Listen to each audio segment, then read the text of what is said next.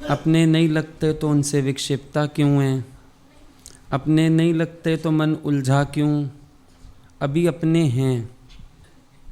इस बात को विचार करो।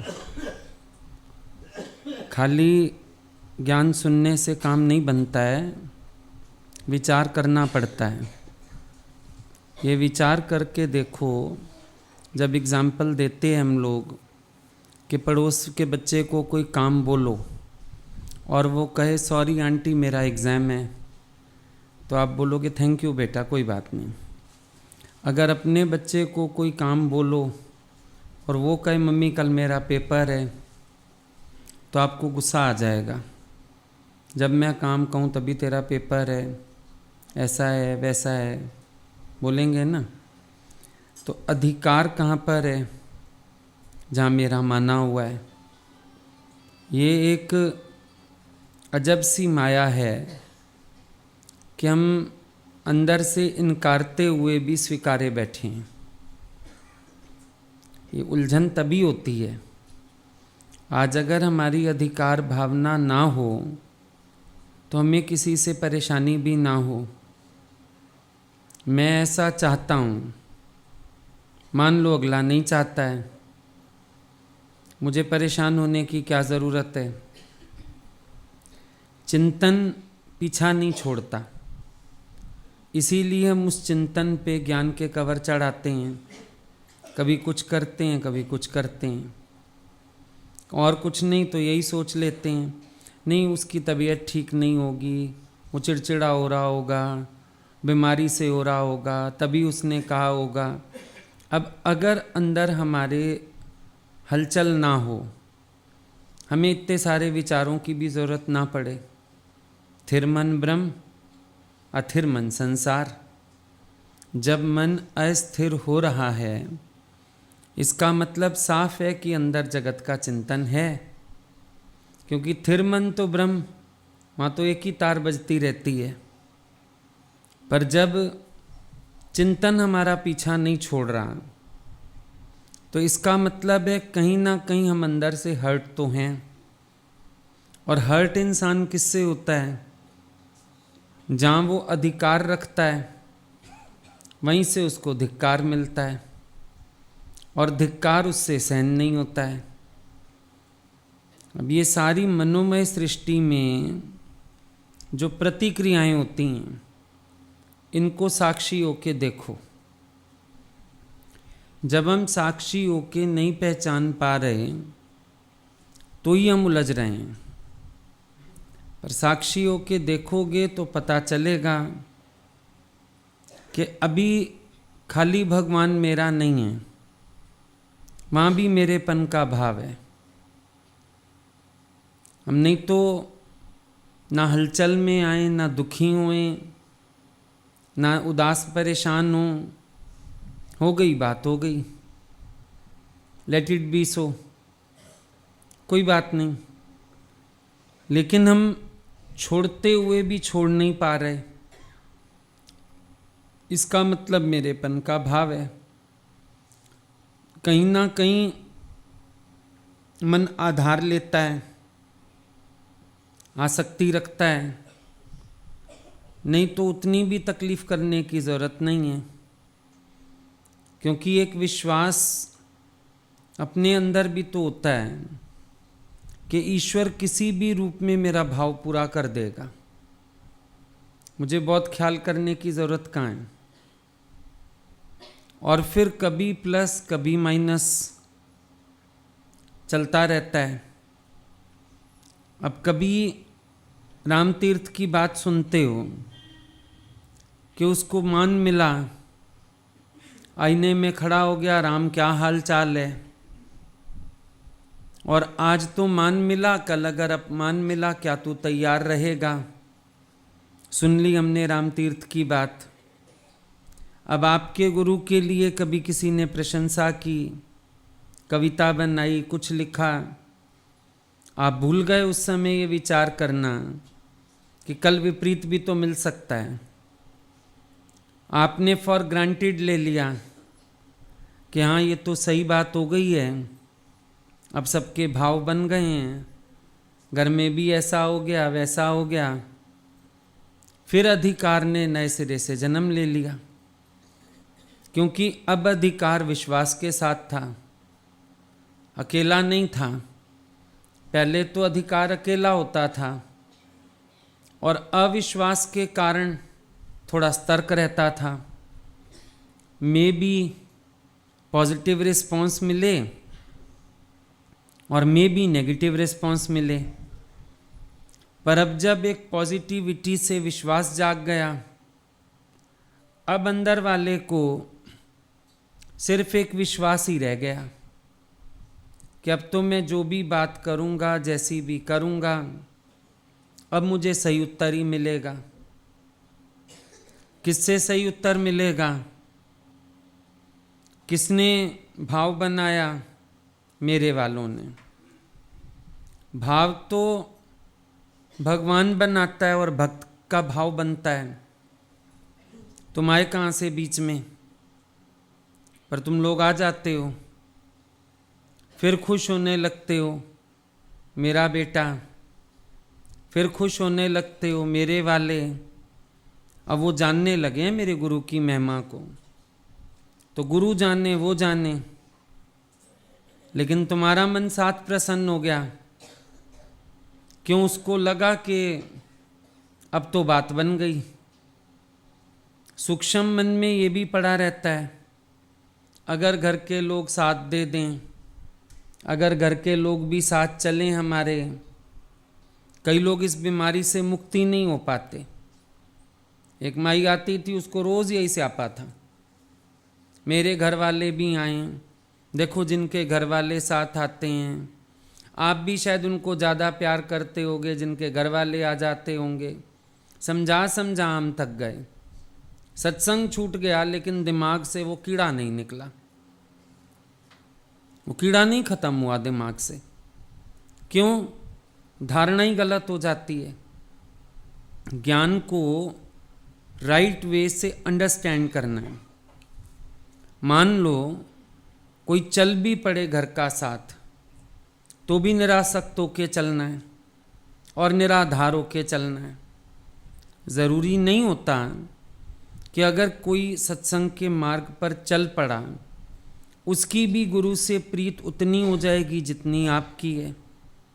अब कई लोग घर में से दो दो लोग भी आते हैं, पर एक व्यक्ति सत्संग को बहुत अच्छे से समझ जाता है, दूसरा व्यक्ति नहीं समझ पाता। कईयों के घरों में हो जाता है ऐसे। एक की लगन बहुत ज़्यादा हो जाती है, दूसरे व्यक्ति की लगन उस हिसाब से नहीं हो पाती है। तो हम ये भी तो श्योर नहीं हो सकते कि अगर कोई चल पड़ेगा साथ में, तो भी हमको उसके भरोसे मंजिल मिलेगी। मंजिल तो अपने निश्चय से मिलेगी।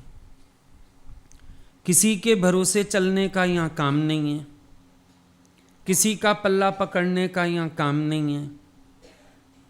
भिलनी ने किसका सहारा लिया? उसके पास सिर्फ अपना सहारा है, जो उससे बन पाता है। उससे झाड़ू लग जाता है, झाड़ू लगा लेती है। अगर उससे बेर इकट्ठे हो पाते हैं, बेर इकट्ठे कर लाती है। किसी का कंधा नहीं पकड़ती कि भाई तुम्हारे साथ मेरा कल्याण हो जाएगा। वो अपने भरोसे चलती है। हमको आखिर तक ये निश्चय रखना है अपने भरोसे चलने का। किसी का भरोसा पकड़ने की कभी कोशिश मत करना, नुकसान ही पड़ेगा। आज मान लो आप गुरु को ही घर बुलाओ, अब आपका मन पड़े आप संगत का भी खाना करो, गुरु का भी करो, 50,000 खर्च हो जाए। जब घर वाले बीच में होंगे ना, इतना खर्चा करने की क्या ज़रूरत है, इतना क्यों कर रहे हो, थोड़े में भी तो चल सकता है। झंझट बढ़ जाएगी, घटेगी नहीं। अकेला व्यक्ति बहुत सुखी चलता है, लेकिन किसी का सहारा पकड़ने से बार बार मूड ऑफ होती है, अपसेट होता है इंसान। तभी तो बोला तेरा मेला पीछे छूटा, राही चल अकेला। अकेले चलो, और अकेले चलने में खुनकी है। किसी को पकड़ोगे तो लगेगा अरे फिर इनका भावना खराब हो जाए, ऐसा ना हो वैसा ना हो, चलो इनको भी साथ लेके चलता हूँ, मान लेता हूँ, अपनी उमंग कम कर लेता हूँ, ये भी तो चक्कर पड़ेगा। और अकेला आदमी तो खुनकी से चलता है। भाई तुम्हारा भाव हो तो बैठ जाना, ना भाव हो तो कोई बात नहीं, तुम घूमे आना इतनी देर, हमें जो करना है हम कर लेंगे। ये चीज़ें भी तो समझो साथ साथ। कहीं ना कहीं हम अपने को कमज़ोर समझ के, अकेला समझ के भी हाथ पकड़ने लगते हैं दूसरों का। कहीं ना कहीं ये भाव आ जाता है मन में, घर के लोग साथ चलें। कभी अंदर वाला कहेगा अकेले तो दिक्कत होती है, फिर कर लेंगे घर के लोग साथ तो ज़्यादा अच्छा हो जाएगा। अब जहाँ किसी को पकड़ा वहाँ फंस गए, जहाँ पकड़ोगे वहीं फंसोगे। इसीलिए किसी को पकड़ने की बिल्कुल भी ज़रूरत नहीं है। अब संत बैठे थे, पोता गोदी में आके बैठ गया, पोते से खेलने लगे। पोता कहता है दादू जी आप मेरे को प्यार करते हो? दादू साहब की बात है। आप मेरे को प्यार करते हो? हाँ बेटा बहुत प्यार करता हूँ। अच्छा आप भगवान जी को भी प्यार करते हो? बोला हाँ भगवान जी को भी बहुत प्यार करता हूँ। बोला आप झूठ बोल रहे हो। उनका विवेक जाग गया। बोला ये बच्चे ने भी सच जनवा दिया मुझे कि जब तक मेरे अंदर इस बच्चे के प्रति भी मोह पड़ा हुआ है, मैं ईश्वर से प्यार का दम कैसे भर सकता हूं। विचारने वाली बात है ना। कभी कभी सत्संग में हम जो प्यार शब्द सुनते हैं तो हम वैराग्य लिए बिना, भगवत भाव बनाए बिना ही घर के लोगों को भगवान देखना शुरू कर देते हैं, प्यार की आड़ ले लेते हैं। गुरु तुम्ही ने कहा सबको प्यार करो, सबको प्यार करो मना लव ऑल अलाइक। पर क्या आपने मोह और प्यार में अंतर पहचाना? आपको पता चला कि घर वालों के लिए कुछ विशेष है और वैसे प्यार की बातें अलग हैं। लेकिन जहाँ हमारा मोह होता है, मन वहाँ पर प्यार की बात को ओट के और कहेगा चलो अभी अपना काम चलाओ। सर्दियों का यही तो फायदा होता है। उधड़ा हुआ कमीज हो, कुछ हो, ऊपर स्वेटर या शॉल ओढ़ के चल देते हो। घर में कोई टोक भी दे, मम्मी आप उधड़ा हुआ क्यों? अरे ऊपर शॉल आ जाएगी बेटा, कौन देख रहा है? आपको आदत है। सत्संग में आके भी आदत है। सिलाई उधड़ रही है, मोह दिख रहा है, आप कहते हो कोई नहीं मैं प्यार की शॉल डाल लेता हूं ऊपर, पता थोड़ी लगेगा किसी को। पर ये जो झटके आते हैं ना टाइम टू टाइम, यहां से पता चलता है कि मोह तो है। अगर मोह नहीं है तो एक्सपेक्टेंस क्यों है? मोह नहीं है तो दुख क्यों है? मोह नहीं है तो मन उलझा क्यों? बात तो वहीं की वहीं रह जाती, खत्म हो जाती। पर मोह के कारण ही तो है। अब ये नहीं कि भगवान अपना नहीं है, पर दादू साहब वाली स्थिति है, भगवान भी अपना है और अभी वो भी अपने हैं। हाँ ये हो सकता है परसेंटेज कम हो गई हो, लेकिन है तो सही। नहीं तो इच्छा क्यों होती? है तो सही, नहीं तो अधिकार क्यों रखते? धिक्कार क्यों महसूस होता? अब यही माइन्यूट चेकिंग है अपनी, कि हम माइन्यूटली अपने आप को चेक करें, हम कहाँ खड़े हैं, हमारी क्या स्थिति है। ऐसा तो नहीं हम भगवान देखने की आड़ में, प्यार की आड़ में अंदर मोह को पाले बैठे हैं। अगर कोई भी विकार अंदर ज्ञान की आड़ में पलेगा, वो ज़्यादा नुकसानदायक होगा। ज्ञान की आड़ में कोई भी विकार पलना नहीं चाहिए। अंदर वाला खाली हो हमारा, हर समय रिलैक्सेशन फील हो। हम राय क्यों करना चाहते हैं, हम अनाउंसमेंट्स क्यों करना चाहते हैं, हम हर बात का शोर क्यों करना चाहते हैं। जब समय आएगा हो जाएगा डिक्लेयर अपने आप। अभी तो शांत करें। और कभी कभी एक गलती और भी हो जाती है, साम दाम दंड और भेद वाली। कभी कभी हम समय देख के बात नहीं करते। अगले व्यक्ति का मूड कैसा है, वो बीमार है, दुखी है, अपने से उलझा हुआ है, लेकिन हम अपना तीर चला देते हैं। सबसे बड़ी मिस्टेक होती है समय देख के बात ना करना। उसके भी बड़े अपोजिट रिजल्ट आते हैं। अगर कोई भी व्यक्ति समय देख के बात नहीं करेगा तो भी उसको अपोजिट मिलता है। अभी समझो तुमको बाहर सत्संग ही जाना है, कहीं दूर जाना है। अभी आदमी घर में ही आया है, पानी भी नहीं पिया उसने। मैंने तो कल फलानी जगह जाना है, शर्तिया डांट खाओगे। बैठने दो, पानी वानी पीने दो, रिलैक्स होने दो अगले को, फिर आराम से बात करना कि ऐसे ऐसे प्रोग्राम है तो मुझे लग रहा है मैं कल हो आऊं।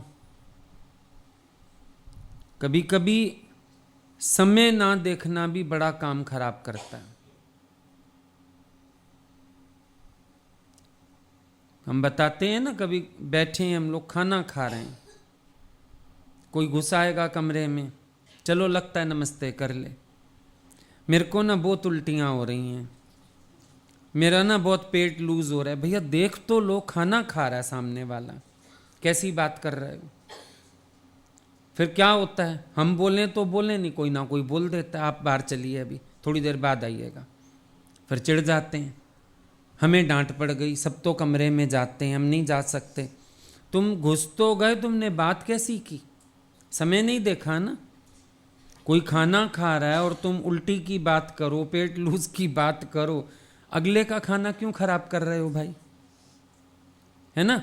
ये समय ना देखा, बात करी, शायद बात सही भी होगी, बीमार ज़्यादा होगा, पर समय देख के तो बात करे ना। समय नहीं देखेगा तो बात ज़्यादा खराब हो जाएगी। कितने लोगों को हम देखते हैं यहाँ घर में भी, गलत समय पर बात करने के कारण डांट खा जाते हैं। बात कुछ हो रही है, बीच में घुसे आएंगे कुछ और बोलने, फिर डांट खा जाएंगे। समय नहीं देखेंगे, इस समय ये बात करनी जरूरी है नहीं है, फिर डांट खा जाएंगे। पर अगर कोई समय देख लेता है, कल भी हम जाने को हुए, कोई सीढ़ी उतरा तो पता नहीं क्या आया मन में वापस, मैंने बुलाया, मैंने कहा बताओ क्या बात है। अब राइट समय पे बात हो गई। और यही बात जब बिना विचारे होती है, घुसते हैं, डांट पड़ती है। यहां से अकल सीखो कि कहाँ मैं मिस्टेक करता हूं, कहाँ मेरी बात आराम से सुनी जाती है। तो कभी कभी समय वाली खेचल भी हो जाती है। कभी कभी भेद नहीं ले पाते आप सामने वाले का, भेद लेना पड़ता है, उसके अकॉर्डिंग बात करनी पड़ती है। कई बार हमारे अपने मिस्टेक्स के कारण भी सामने गड़बड़ हो जाती है। ऐसा नहीं हमेशा सामने वाला गलत है, कई बार हम भी गलत हैं, तो वो चीज़ भी ठीक करनी पड़ेगी, समय देख के बात करना। लेकिन वो फिर भी एक साइड रह गई बात फिर मेरेपन की फिर भी है, क्योंकि अगर मेरी गलती की वजह से कुछ अपोजिट हुआ तो मैं अपने को बना लूं। पर दुख किस चीज़ का लगता है, मेरे को फलाने से ये उम्मीद नहीं थी, वो ऐसा जवाब देगा सोचा नहीं था। अब हमने कहाँ से पहचानी ये बात, जब आप बोलते हो नहीं वैसे वो ऐसी बात करता नहीं है, वैसे ना वो अच्छा बहुत है, आपने ये सारा एस्टीमेट अंदर लगा रखा था। अब बात करने से बड़ा धक्का क्यों लगा, क्योंकि आपका मन ये सोचे बैठा था वो ऐसा नहीं करेगा और उसने ऐसा कर दिया। अब हो गई गड़बड़। आपका मन 100% श्योर था अगला व्यक्ति इस बात पे मूड नहीं बिगाड़ेगा। देखो, जब किसी के खराब मूड के साथ हमारा मूड खराब होता है ना, 100% बात है कि हमको उम्मीद नहीं थी कि अगला व्यक्ति मूड खराब करेगा। अनुभव ये निकल के आता है, एक विश्वास होता है अगला व्यक्ति मेरे इस कर्म पे मूड खराब नहीं करेगा, मेरी इस बात पे वो गुस्सा नहीं करेगा, श्योर होते हैं। और जैसे ही हम देखते हैं अगले का मूड तो खराब हो गया, मूड तो 10 बार पहले भी खराब होता होगा और हम इग्नोर भी करते होंगे, पर आज हमसे इग्नोर क्यों नहीं हो पा रहा, क्योंकि हमने ये नहीं सोचा था कि वो ऐसा रिस्पॉन्स देगा, वो ऐसा रिएक्शन करेगा। कभी कभी अगले के रिएक्शन से परेशानी कम होती है, लेकिन जो उस रिएक्शन की उम्मीद नहीं होती वो परेशानी ज़्यादा होती है। विचार करके देखना, कभी ख्याल करके देखना। गुरु के पास ही कभी हम बात करते हैं, एक होता है हमको पता है वो हमको समझेंगे, पर जब वो हमारी समझ से ज़्यादा समझ लेते हैं तो एक बार झटका आ जाता है दिमाग में, ये क्या कह दिया इन्होंने, क्योंकि आपको उम्मीद नहीं थी वो ये कहेंगे। एक बार दिमाग में बड़ा झटका आ जाता है, ये क्या कह रहे हैं। समझो मैं कह दूं अचानक आपको अभी ईगो है, हैरान हो जाओगे, मुझे ईगो है, इतना मुझे प्यार करते हैं, इतना मुझे साथ बिठाते हैं, इतनी मेरी तारीफ कर, मुझे ईगो है, मुझे ईगो तो भूल जाएगा, पर ये टेंशन हो जाएगी इन्होंने कहा मुझे ईगो है।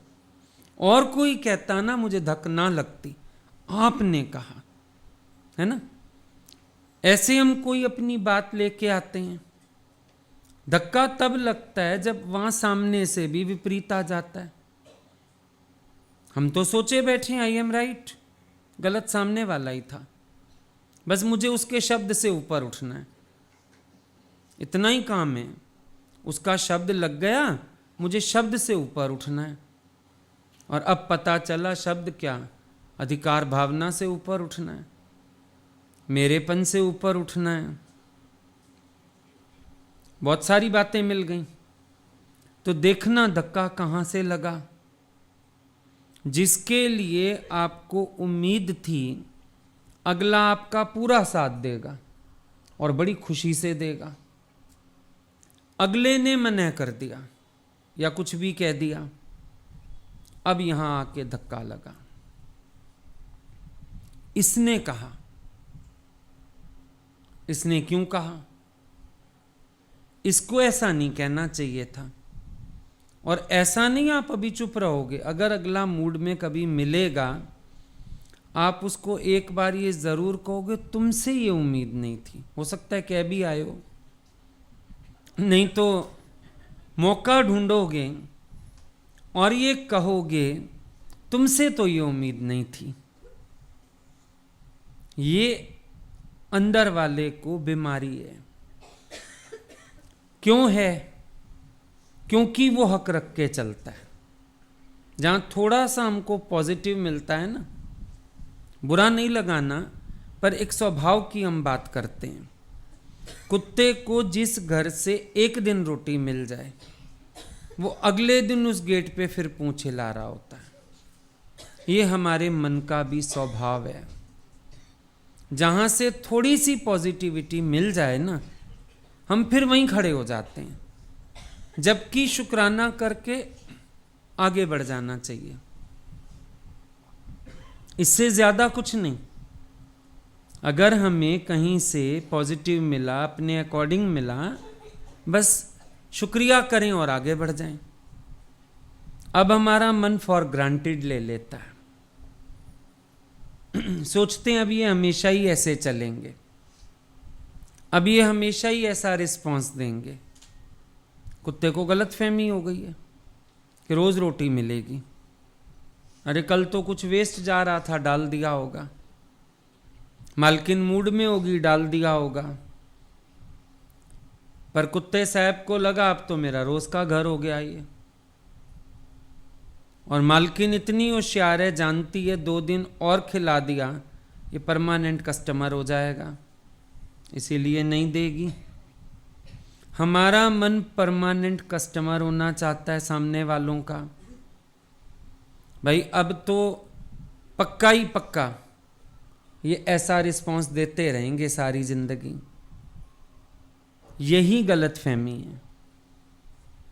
और मजा देखना आप, ईश्वर जिज्ञासुओं की सृष्टि में बहुत उथल पुथल पैदा करता तो ज्ञानी की सृष्टि में भी है, पर जिज्ञासुओं की सृष्टि में बहुत उथल पुथल करता है। जिज्ञासु को नहीं टिकने देता भगवान, कहीं पैर नहीं रखने देगा। जहां जिज्ञासु ने ठंडा होना शुरू किया, जमना शुरू किया, भगवान वो बांस लेके उखाड़ता है, आकाश तक उछाल देता है, पूरी सृष्टि हिला देगा। अनुभव करना। भगवान कभी भी जिज्ञासु को टिका के बैठाने नहीं देता है अपने आप को, कि बस हम बैठ जाएं, अब श्योर हो गया, अब ठीक हो गया।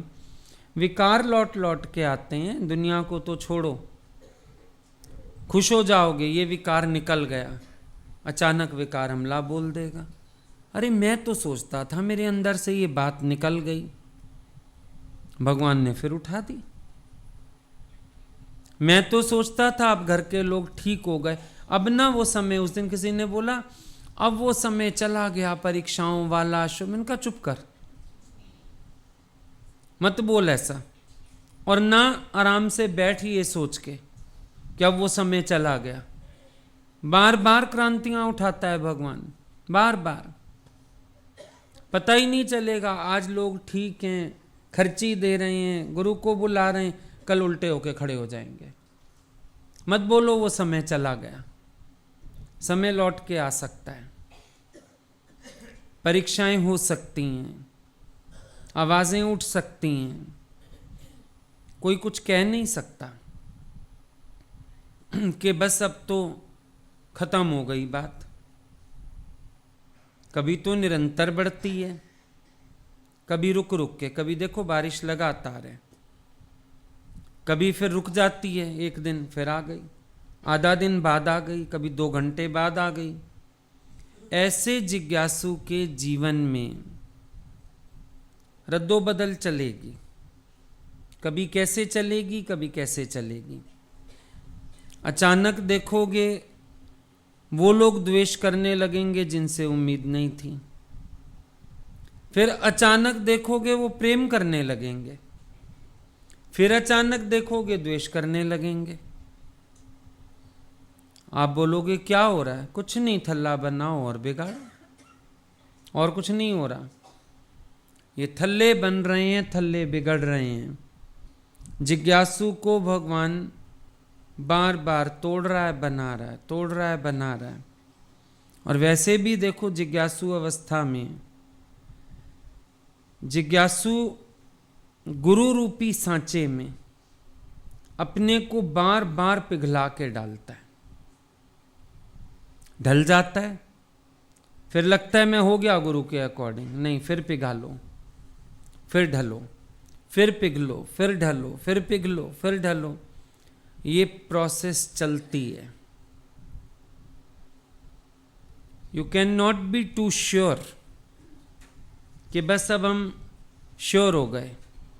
कभी देखो कहीं राग द्वेष होता है, फील होगा अब मेरे अंदर प्यार आ गया उसके लिए। अचानक उसकी कोई हरकत, कोई शब्द ऐसा सुन लोगे, फिर मन में ना द्वेष की लहरें उठेंगी। फिर मेहनत करो अपने साथ, फिर बनाओ अपने को। ये ऐसा खेल है, अगर आप इसको समझने की कोशिश करो तो आपको पता चलेगा कितनी मेहनत की यहाँ पर ज़रूरत पड़ती है। ये नहीं कि बस हो गया। अब आइसक्रीम बनाते हैं ना, बना के जमा दी, फिर निकाल के चर्न करते हैं मिक्सी में, फिर जमाते हैं, फिर चर्न करते हैं, टेस्टी बनती है। कई चीज़ें ऐसी हैं जो आप ऐसा करते हो उनके साथ। पकोड़े कच्चे निकालते हो, फिर पक्के निकालते हो, ज़्यादा टेस्टी बनते हैं। डायरेक्ट पक्के निकालो, उतने स्वाद नहीं बनेंगे। समोसे हलवाई तल के रखता है, जब आप जाते हो दोबारा कढ़ाई में डाल देता है, ज़्यादा टेस्टी लगते हैं।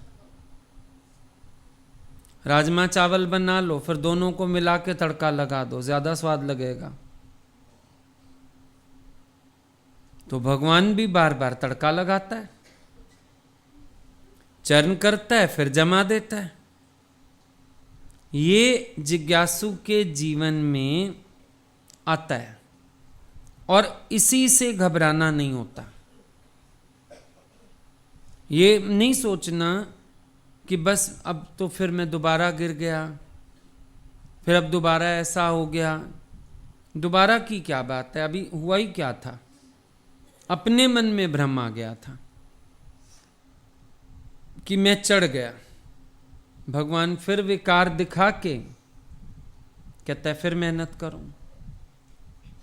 फिर बनाओ अपने आप को, फिर मोड़ो अपने को। ये सबके साथ चलता है खेल, और हर एक को अपने को बनाना पड़ता है। कारण आते हैं तो कारण शरीर का अज्ञान सामने आता है। जब कारण नहीं है तो इंसान स्थूल मन में चेक करता है, सूक्ष्म में चेक करता है। इसीलिए देखो, जब हम भी कुछ बताने लगते हैं, आपका अंदर वाला कहता है ना मेरे अंदर तो नहीं है, कारण शरीर में पड़ा है, जो कारण आने पर निकला। जब तक कारण नहीं है वो अज्ञान भी ढका हुआ है। कारण बनते ही वो अज्ञान भी निकल के आता है। अब ये कारण शरीर का अज्ञान तीव्र अभ्यास से जाएगा। इसके लिए फिर मेहनत है। अभी सूक्ष्म तक तो हमारा आत्म निश्चय चला गया, लेकिन शायद कारण तक नहीं गया है। इसीलिए कारण पैदा होने पे फिर एक उलझन खड़ी हो रही है। पर कोई बात नहीं, फिर अपने को बना के ये कारण शरीर का अज्ञान भी निवृत्त करने का है, हटाने का है। आ जाते ये विचार, कोई बड़ी बात नहीं है, लेकिन इसको जीतना है, छोड़ना नहीं है, इसको जीतना है। जहां भी अपने अंदर कोई कमी दिखे, कमजोरी दिखे, उसको अपने में ना मान के मन का एक स्वभाव समझ के खुद साक्षी आत्मा में जागृत होते हुए उसको जीतना है। अगर मान लोगे अपने में, फिर आप इतने कमजोर हो जाओगे कि लगेगा मैं कर ही नहीं सकता। और अगर आप उसको छोड़ दोगे तो आपके निश्चय में खटास आएगी। इसीलिए जीतना तो है, पर जैसे दादा भगवान ने बोला, नौकर की मिस्टेक नौकर की डायरी में लिखो, मन की गलती मन को सिखाना है। मैं शुद्ध स्वरूप आत्मा हूं, मेरे में कुछ नहीं है। ये मेरे में माना तो कमजोर हुआ मन, लेकिन मेरे में नहीं है। ये सब मन की खेचल है, ये फिर मन का स्वभाव है, मन की वृत्ति है। इसको मुझे जीतना है। और आज अगर गुरु ने साक्षी भाव जागृत ना किया होता तो शायद हम पहचान ही ना पाते। जगाया गुरु ने साक्षी भाव में, तब तो आज हम इन विकारों को पहचान पा रहे हैं। नहीं तो शायद हम बात भी ना करें आके अपनी, चलो मेरे घर की बात है, छोड़ो परे, पर्दा पड़ा रहने दो। लेकिन चिंता ये हो जाती है कि मेरे अंदर थोड़ी भी प्रतिक्रिया क्यों हुई, और हम गुरु से निवारण उसका चाहते हैं कि कहां तक जड़ थी इस रिएक्शन की, कहां तक ये मन मेरा फंसा हुआ है, आसक्त है, उलझा हुआ है, और मुझे उसको जीतने का है। ये भी तो शुक्र है ना, कमजोर होने की बात नहीं। देखो, किसी ने एक बार पूछा था गुरु जी से, बहुत चढ़े हुए लोगों को भी कभी कभी अज्ञान आ जाता है, मन आ जाता है। भगवान ने बोला क्या हुआ, सूरज को भी तो ग्रहण लग जाता है, लेकिन सूरज का ग्रहण सूरज की चमक खत्म नहीं कर पाएगा, हट जाएगा कुछ घंटों में। सूरज फिर अपनी महिमा में चमकेगा। तो कभी कभी ज्ञान का निश्चय करने के बाद, अपने को पक्का करने के बाद भी ऐसे लगता है फिर ये अज्ञान क्यों दिख गया, ये ग्रहण मात्र है। तुम्हारे निश्चय की चमक कम नहीं होगी, पर ये ग्रहण है, हट जाएगा। फिर भगवान ने बोला जब ग्रहण लगता है सूरज को, चंद्रमा को, तुम क्या करते हैं? सब बैठ के भजन करते हैं ताकि सूरज का ग्रहण छूटे। संत साधु ऋषि मुनि सब तपस्या में लीन हो जाते हैं। साधारण गृहस्थी व्यक्ति क्या करता है? वो बैठ के राम नाम जपता है। सारी सृष्टि मिल जाती है सूरज का ग्रहण खत्म हो ऐसी प्रेयर करने में। तो बोला अगर कभी तुम्हें भी नजर आ जाए कोई, चलो तुम कह रहे हो कोई चढ़ा हुआ व्यक्ति है, तो तुम सब लग जाओ उसके लिए अच्छे वाइब्रेशंस भेजो, सब भक्ति में लग जाओ ताकि उसका ग्रहण उतर जाए। और फिर जब ग्रहण उतर जाता है तो दान करते हैं, है ना। फिर गली गली में ऋषि मुनि आ जाते थे, भाई दान करो।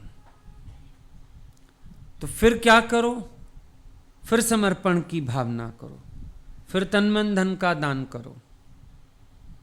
छूट गया ना ग्रहण, पर फिर समर्पण की भावना करो, क्योंकि कहीं ना कहीं समर्पण में कमी आई होगी तो ग्रहण लगा था। फिर समर्पण की भावना कर लो, उससे छुटकारा हो जाएगा। तो कैसी कैसी गुरु की देखो युक्तियां हैं, कैसे कैसे विचार, कैसी कैसी बातें, वो हमारे मन को एक एक विकार से छुड़ाता जाता है। अपने में वीकनेस नहीं लाना नहीं, और गुरु वीक होने देता नहीं, कमजोर नहीं पड़ना। कभी कभी हम डर के मारे कमजोर हो जाते हैं, हाय मुझे ये बात आ गई, फिर मुझे मेरापन आ गया, ले मैं तो सोचता था खत्म हो गया। कोई बात नहीं, आ गया तो क्या हुआ, अब दूर कर दो। ज्ञान है ना, गुरु की समझ है ना, इससे फिर दूर कर लो। ना विकार पकड़ना है, ना सामने वालों की प्रतिक्रियाएं पकड़नी है, बस जो अपने भीतर घट रहा है उसको ठीक कर लेना। Very simple. जो अपने भीतर घट रहा है उसको करेक्ट करते चलो, क्योंकि आपको फर्क उससे पड़ रहा है जो आपके भीतर घट रहा है। अब संत को गाली दी, उसने गाली का अच्छा अर्थ क्यों निकाला? अपनी शांति के लिए। औरत उसको बोलती है हरामी, कहता है हरी में ही आराम है माता जी, सच कहती हो। कमीना, कहता है कमी कोई नहीं है, बिल्कुल ठीक कहती हो। बदमाश, ये मांस है ही बुरा माता जी, आपने तो ज्ञान के उपदेश दे दिए। अब अगले ने गाली को गाली करके लिया ही नहीं, उसने वहां से भी ज्ञान कैच कर लिया, या उन शब्दों से अच्छा अर्थ निकाल लिया कह लो, तो शांति फिटी नहीं ना। अगर उसको लग जाते शब्द, फिर बाद में बैठ के वो विचार देता, तो फिर बोलते भाई अभी कच्चा है। लेकिन विचार देने की जरूरत ही नहीं पड़ी, उसने बात को पहले ही पॉजिटिवली लिया। हमारे पास भी हर बात पॉजिटिव होनी चाहिए, नेगेटिव नहीं। Take it easy. आज कोई कहता है मैं तुम्हारा ये काम नहीं करूंगा, या मैं तुम्हारा इस काम में साथ नहीं दूंगा, खुश हो जाओ, भगवान मुझे निराधार बना रहा है। लेकिन हम मुंझ जाते हैं, निराश हो जाते हैं, क्योंकि हमारा फर्स्ट रिएक्शन ही नेगेटिविटी है, पॉजिटिविटी नहीं है। हमारा पहला रिएक्शन ही नेगेटिविटी है। और अक्सर देखो लोग अपने को ऐसा बना लेते हैं, हर बात उनके अंदर नेगेटिव तरीके से ही उतरती है। किसी का रिएक्शन, किसी की बात, उनके अंदर नेगेटिव अप्रोच ही है, पॉजिटिव अप्रोच नहीं होती। ऐसे में व्यक्ति नेगेटिव कहलाता है। ऐसा व्यक्ति बार बार हर चीज को लेके परेशान होगा, क्योंकि उसके अंदर सीधी बात उतरती नहीं, उल्टी होके उतरती है, टेढ़ी होके उतरती है। हर बात का अर्थ वो अपना निकालता है और नेगेटिव निकालता है। अर्थ तो हर कोई निकालता है अपना, लेकिन जो लोग पॉजिटिव अर्थ निकालते हैं वो खुश रहते हैं, और जो लोग नेगेटिव मीनिंग कर लेते हैं वो परेशान हो जाते हैं। अंतर सिर्फ यही है। अब आप अपने अंदर देखना, आप बातों को कैसे लेते हो। दुख का एक कारण हमारी नेगेटिव अप्रोच भी तो है। हमारी अप्रोच ही ऐसी है कि हम बातों को नेगेटिवली भीतर ले जाते हैं। वो बोला ना, 2 लोगों को बंद किया कमरे में, एक को अंधेरे कमरे में बंद किया, पर वहाँ तरह तरह की मोमबत्तियाँ, दिए, अगरबत्ती, रोशनियाँ, सब इंतज़ाम। 1 घंटे बाद दरवाज़ा खोला। अरे तुम मोमबत्ती नहीं जलाई, दिया नहीं जलाया, अगरबत्ती नहीं जलाई? कहता है क्या फ़ायदा, अभी तो थोड़ी देर में बुझ ही जाएगा सब। दूसरे को बंद किया था घोड़े की लीद वाले कमरे में, घोड़े की लीद पड़ी थी मां। अंदर गए तो वो उसमें उछल रहा था, छप छप छप छप आवाजें। अरे क्या कर रहा है? कहता घोड़ा ढूंढ रहा हूं। जब इतनी लीद पड़ी है तो घोड़ा भी तो होगा कहीं। वो पॉजिटिव एटीट्यूड वाला था, घोड़े की लीद में घोड़ा ढूंढता है। वो नेगेटिव अप्रोच वाला अगरबत्ती दिया जलाने कोई तैयार नहीं, फिर तो बुझ ही जाएगा। अब ये हुई अपने अपने एटीट्यूड की बात। हम चीज़ों को, परिस्थितियों को, हालतों को, लोगों को, उनके स्वभावों को कैसे लेते हैं, हमारे ऊपर बात है। अगर हमें चीज़ों को पॉजिटिवली लेना आ जाए, हमारा काम बन जाए। पर हमें पॉजिटिवली जब लेना नहीं आता तो ये भी एक पहलू हो जाता है हमारी निराशा का। वो आदमी कहता है अमंगल, घर में अमंगल, पेड़ के नीचे बैठा वहां अमंगल, नदी किनारे गया वहां अमंगल, अपने को जलाने लगा, गांव वालों ने मना कर दिया। कहता है भगवान तेरी कैसी दुनिया है,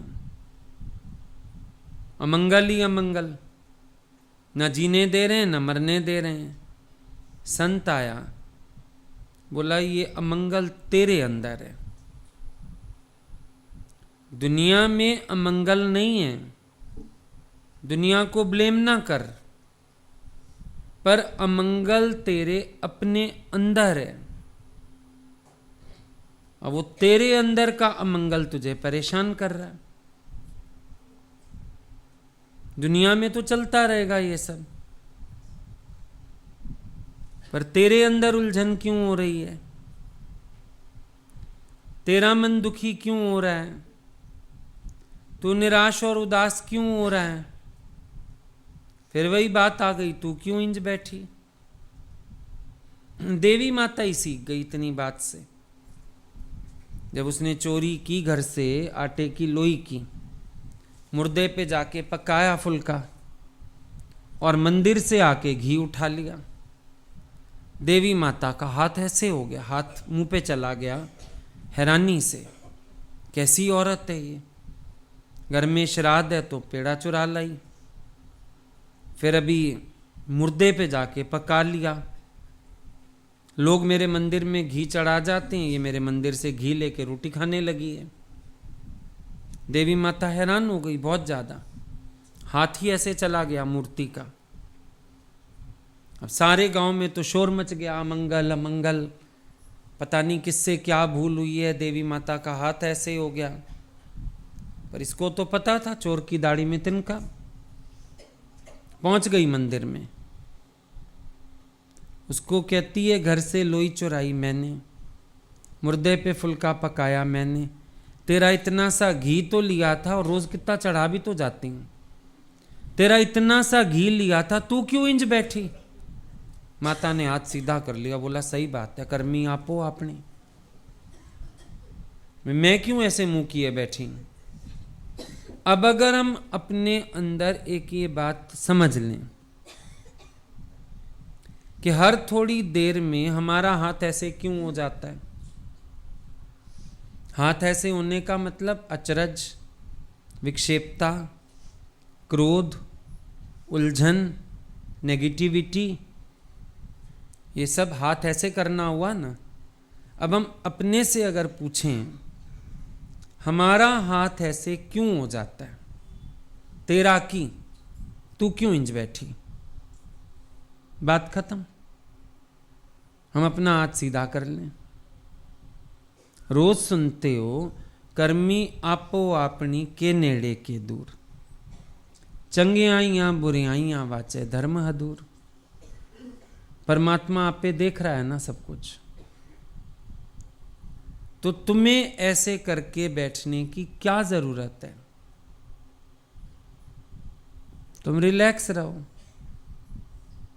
तुम खुश रहो। तुम अपने कर्म पर तेरा अधिकार है, तुम अपने कर्म को सही करो। दूसरे को क्यों देख रहे हो? क्या जरूरत है किसी को देखने की? कोई आवश्यकता ही नहीं।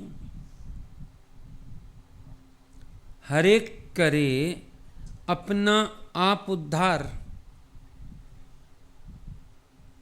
ना वो अपनी बुरी गत करे। मेरा उद्धार किस बात में है, मैं वो बात देखूं। मुझे दूसरी तरफ देखने की कोई जरूरत ही नहीं है, क्योंकि दूसरे को देखते ही बड़े सारे सवाल आते हैं। मन कहेगा मैंने गलती क्या कहा? अच्छा मैं बड़ा हूं, ये छोटा है, इतनी तहजीब रख लेता, ढंग से तो जवाब दे देता। बहुत सारी बातें मन में आ जाएंगी अगर दूसरे के कर्म पे ध्यान दिया। लेकिन किसी के कर्म पे ध्यान ना दे के हम सिर्फ अपने ऊपर ध्यान दें कि मेरे अंदर अभी क्या अज्ञान शेष है। जो अज्ञान हमारे अंदर बाकी है, हम उसकी तो निवृत्ति करें, बाकी बातें छोड़ दें एक तरफ। ताली दो हाथ से बजती है। गलती अगर सामने वाले की है, गलती मेरी भी तो है। वो उंगली जब सामने सामने घूमेगी तो यहां का विचार कभी नहीं बदलेगा। इसीलिए उंगलियां सारी अपनी तरफ घुमानी है, अपने आप काम बनता जाएगा। और अपने भाव अच्छे करने से, अपना भगवत भाव करने से सामने वाला भी रियलाइज कर जाएगा अपनी भूल। और 1% हम अगले को रियलाइज कराने के चक्कर में पड़े अगर, तो कोई रियलाइज नहीं करेगा, उल्टा ब्लेम आ जाएगा। ये भी कोशिश नहीं करनी है कि मैं सामने वाले को इतना तो रियलाइज कराऊं कि वो भी गलत है। ये भी कोशिश नहीं करनी है। इस कोशिश में भी विक्षेपता है। दूसरे का विचार ही विक्षेपता का कारण है। दूसरे का विचार करना ही नहीं है। मुझे केवल और केवल अपने ऊपर विचार करना है, मेरे से कहां भूल हो रही है, बस मैं उसको दुरुस्त करता हूं। अगर मेरे से भूल हो रही है, मैंने उसको ठीक कर लिया, सामने वाले का कर्म याद भी नहीं रहेगा। अच्छा, अगर दूसरे को गलत देखा, हमारी ईगो बीच में आ गई, समझो अब अगला अपनी भूल दुरुस्त करता है, माफी मांगता है, अच्छा जो आप कहते हैं वो करेंगे, फिर एक ऐंठन आ जाएगी, नहीं हमें आवश्यकता नहीं है, जाओ। ये फिर गड़बड़ है। कई बार होता है ना, किसी को सलाह देते हो, अगला नहीं सुन ही नहीं रहा, फिर वो बाद में आता है, अच्छा बताओ क्या? ना जी ना, मुझे बताना ही नहीं, तुम्हें जो करना है करो, तुम ज़्यादा सियाणे हो, ज़्यादा अक्ल वाले हो। ये फिर ईगो आ गई ना बीच में। ध्यान दो, अगर ईगो ही तो आ गई बीच में। तो अगर मान लो सामने वाले ने गलती रियलाइज कर भी ली, कभी कभी हमें लगता है रियलाइज कर ले, पर आपने ध्यान दिया, उसके भूल रियलाइज करने पर मेरा ईगो बढ़ता है, मेरे को और मेहनत करनी पड़ेगी। अंदर वाला फिर बार बार कहानी गाएगा, मैं तो गलत हूं ही नहीं जी, मैं तो ठीक ही हूं। पर ये लोग एक बार में सुनते नहीं ना, कुछ भी बोलते हैं। अब लगा होगा बाद में, क्यों मेरा तो घर में स्वभाव ही इतना अच्छा है, फालतू तो मैं कभी बोलती ही नहीं, मैंने आज तक तो कुछ कहा ही नहीं, आज अगर एक बात रख दी तो ऐसा रिएक्शन कर दिया। तो ये जो बाद में निकलता है ना, उमड़ उमड़ के ये अहंकार के बुलबुल हैं। किसी को गलती रियलाइज करवाना भी अपनी आफत लेना है। सोचते हम बड़ा है, वो मान ले, मैं मौन हो जाऊं, मेरे ज्ञान के वाइब्रेशन, अगला ना अपने आप रियलाइज करे, पर उसके रियलाइज करने में मेरी मेहनत बढ़ जाएगी। वो तो रियलाइज करके सॉरी बोल के किनारे हो जाएगा। अब हमको अपनी ईगो संभालनी पड़ेगी, हमको अपने साथ मेहनत करनी पड़ेगी। इसीलिए ये इच्छा भी करने की क्या ज़रूरत है। अगला अपनी गलती माने ना माने, मैं मान लेता हूँ, कोई बात नहीं। अगर मेरे शांत होने से बात शांत होती है, तिंजे शांत करण सा तो जगत ठहरे।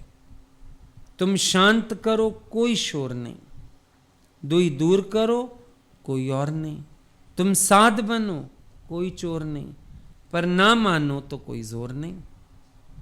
गुरु ने ये बात बोली, पर ये बात फैक्ट है।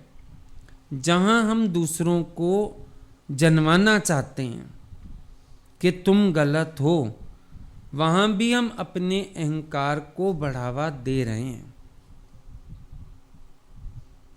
इसीलिए ज्ञानी को यह भी अभिलाषा नहीं है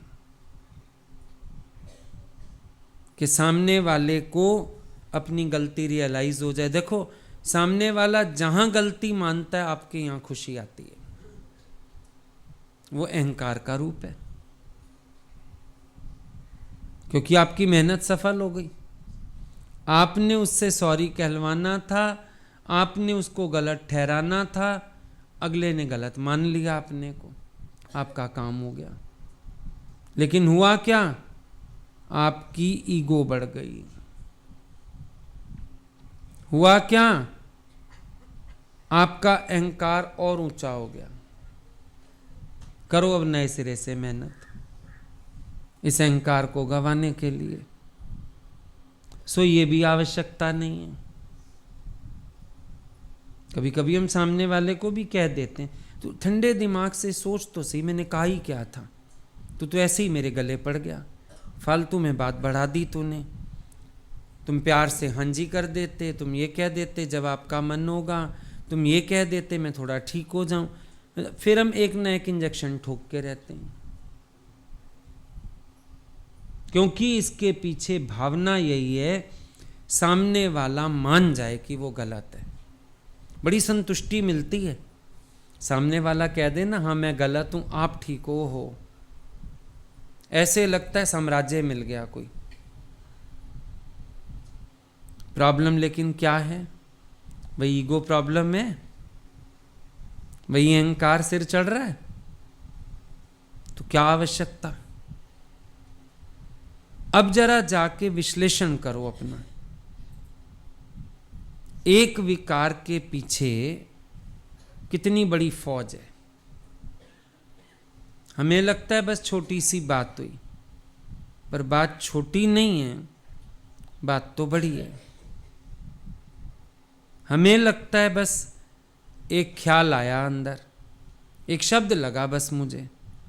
अब जाके विचार करो, शब्द तो बड़ा छोटा रह गया साइड में, कहानियां तो और बड़ी सारी हैं अंदर। वो जो बी समथिंग का भाव है वो गुम करना है। आई एम नथिंग, हों कछु नहीं, इस भावना में रहना है। जहां कुछ बन जाते हैं वहीं मार खाते हैं। अब बनना बनाना खत्म हो गया। जाल इंदर का अब तो भस्म हो गया। वो फीलिंग्स आने लगे तो बात है। ठीक है।